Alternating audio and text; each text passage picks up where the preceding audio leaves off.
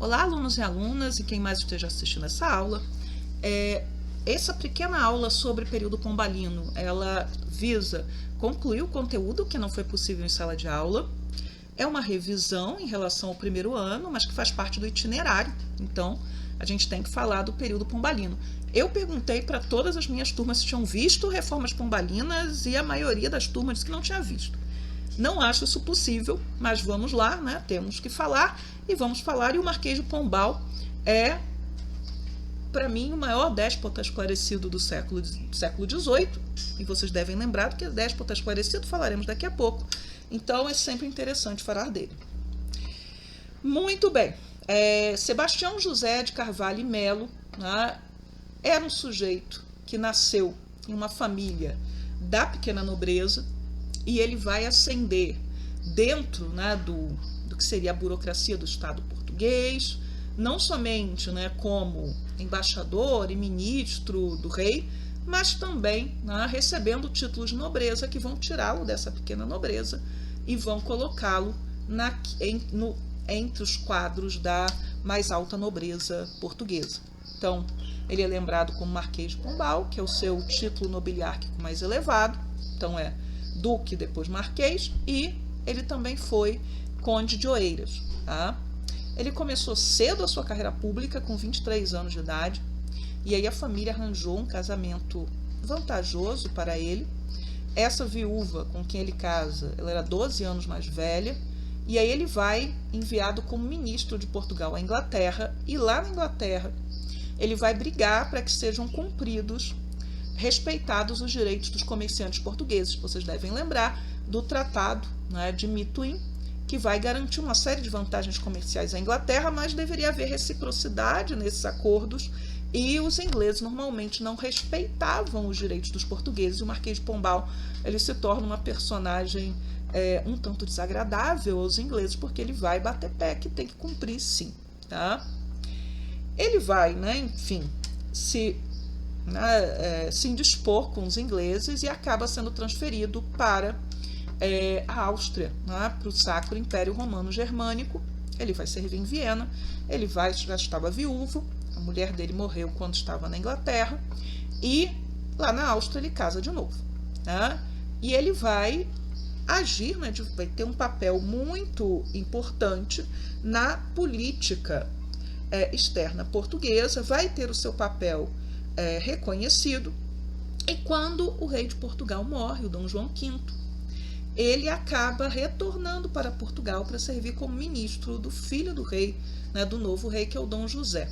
Tá? Então ele vai virar ministro dos negócios estrangeiros. Esse é o primeiro posto do Pombal de volta a Portugal.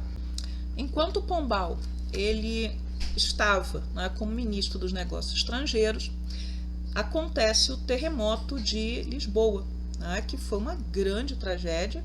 Então houve um tsunami, houve um terremoto, depois do terremoto vem um incêndio, porque é uma cidade antiga, uma cidade medieval, e as ruas são estreitas, as casas são grudadas uma na outra. Se uma casa pega fogo, tudo pega fogo, e o Marquês de Pombal se mostrou, né, extremamente firme em liderar o que seria a reação ao terremoto. Né? Então ele vai determinar, né, que se deveria enterrar os mortos e principalmente cuidar dos vivos. Né? E ele vai se empenhar para que rapidamente Lisboa pudesse ser reconstruída. Se discutir inclusive tirar a capital de Lisboa, mas ele vai insistir que Lisboa tinha que ser a capital. Então tão logo passa a desgraça, a capital ela começa a ser rapidamente reconstruída como uma cidade moderna, né? Moderna nos padrões da época. Agora, de onde vinha o dinheiro para a construção? Vinha do ouro do Brasil. Né? E Pombal, né, teria enfatizado isso, que enquanto houvesse ouro do Brasil, haveria a possibilidade de reconstruir a cidade quantas vezes fosse necessário. Tá? Eu falei que o Pombal é um déspota esclarecido, lembrando, são governantes, podem ser imperadores, reis ou ministros desses reis, que vão assumir algumas ideias do iluminismo para tentar modernizar os seus países sem abrir mão do seu poder. Então a ideia do déspota é o governante autoritário, né? É um governante absolutista, por assim dizer, e que assume aquilo das ideias iluministas que fosse interessante para ele. O Pombal, ele vai armar uma guerra contra uma instituição que era fundamental dentro de Portugal, que é a Igreja Católica. E vai armar também uma guerra, uma queda de braço com a grande nobreza, que o desprezava, porque o via como um novo rico, um alpinista social, alguém que veio lá de baixo e conseguiu ascender. E veja, essa ideia de ascender pelo seu esforço não era uma ideia bem vista em uma sociedade nobiliárquica, em uma sociedade do antigo regime. A gente já discutiu isso em outros momentos, tá?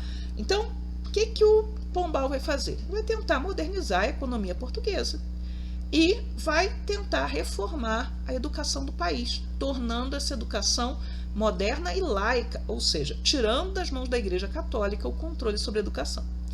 Então, bem, ele vai estimular a produção de manufaturas, inclusive fazendo vista grossa para o desenvolvimento das manufaturas na colônia. Aí vamos lá. Logo depois que o Pombal cai, vem o quê? O alvará de Dona Maria I, proibindo manufaturas na colônia. E alguém fala assim, proibindo o que era proibido? Por quê? Porque durante o governo do Marquês de Pombal a coisa passou. O Pombal, ele vai suspender as leis de pureza de sangue, que discriminavam os cristãos novos, ou seja, os judeus convertidos, que impedia que você se casasse, né? Cristãos velhos se casassem com cristãos novos, isso trazia problemas para a família, discriminação. Essas leis de pureza de sangue também impediam casamentos entre brancos e negros, brancos e indígenas, e tudo isso vai ser suspenso. No caso dos cristãos novos, o Pombal, inclusive, vai estabelecer penas pesadas em Portugal para aqueles que discriminassem, né, os judeus e os cristãos novos. Vai permitir também que os protestantes possam trabalhar livremente em Portugal. Tudo isso ele vai fazer. Ele vai proibir, isso tem muito impacto no Brasil, o ensino da língua geral do Brasil. Então, que língua geral é essa? Era uma língua que era a língua falada por boa parte dos colonos, salvo em algumas regiões muito específicas, por exemplo, do Nordeste. Era uma língua que misturava português e línguas indígenas, tupi-guarani, tinha sido criada pelos jesuítas. O Pombal odeia os jesuítas. Então, os jesuítas vão ser responsabilizados pelo atraso educacional, intelectual, religioso de Portugal. Eles vão ser expulsos de Portugal e depois a ordem vai ser suspensa. Eles não vão ser expulsos somente de Portugal, mas Pombal vai bater muito pesado nos jesuítas, tá? Proíbe, então, a língua geral do Brasil, expulsa os jesuítas. Se expulsa os jesuítas, quem vai dar aula? Porque a maioria dos professores, tanto em Portugal quanto no Brasil, eram jesuítas.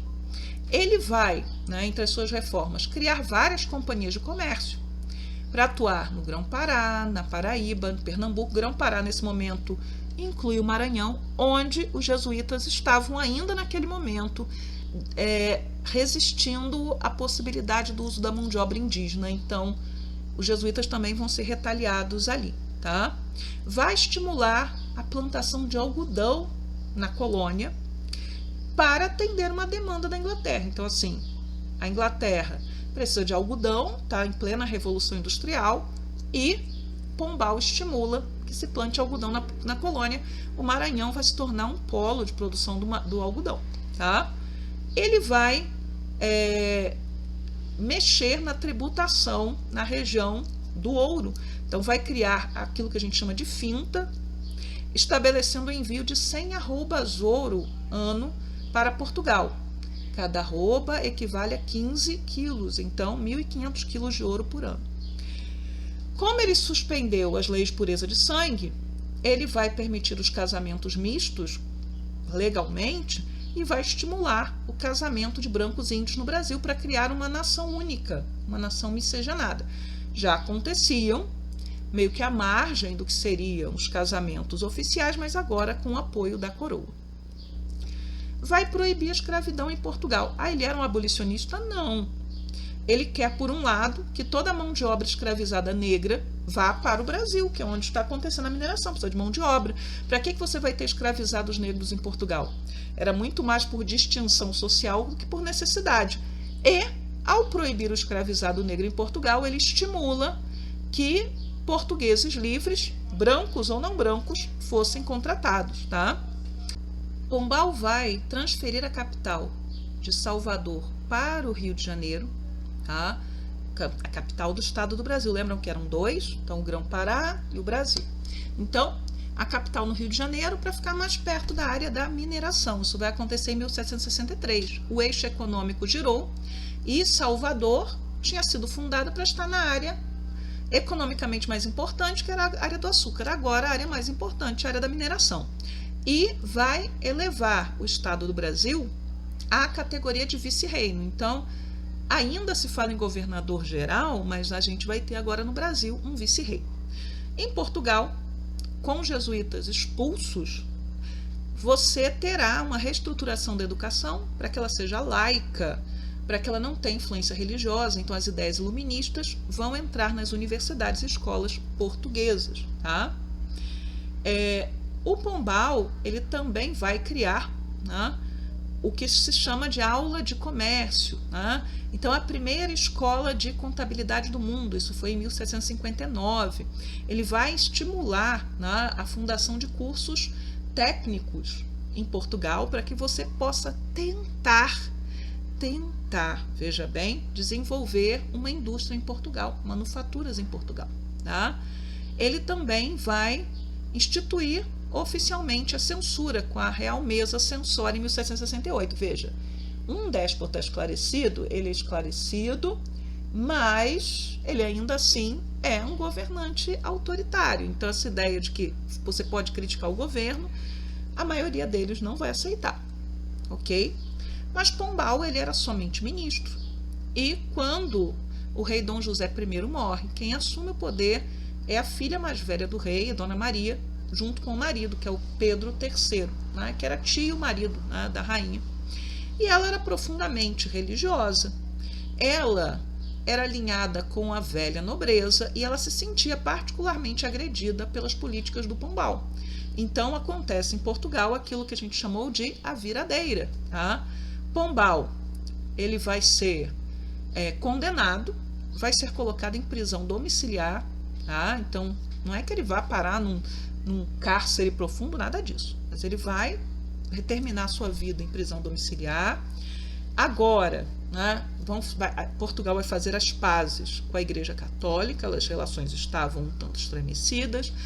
Portugal vai se alinhar com a Inglaterra, o que implica, por exemplo, a repressão, né, a produção manufatureira na colônia e a suspensão das políticas que estavam estimulando a industrialização de Portugal, ainda que num início, bem início mesmo, tá? Bem, e as reformas do Pombal, elas acabam, boa parte delas, fracassando. Um dos motivos do fracasso é que o ouro do Brasil também começa a escassear, então muitas das reformas eram custosas. E algo que pesou muito contra Pombal, principalmente aos olhos da futura rainha e da nobreza, foi o chamado processo dos Távoras. Tem um link aqui. A família Távora, que era uma das famílias nobres mais importantes de Portugal, foi acusada por Pombal de estar envolvida em um complô para matar o rei. O rei sofre um atentado e toda a família foi destruída. Tá? Praticamente todos os adultos da família foram executados depois de tortura, prisão, etc.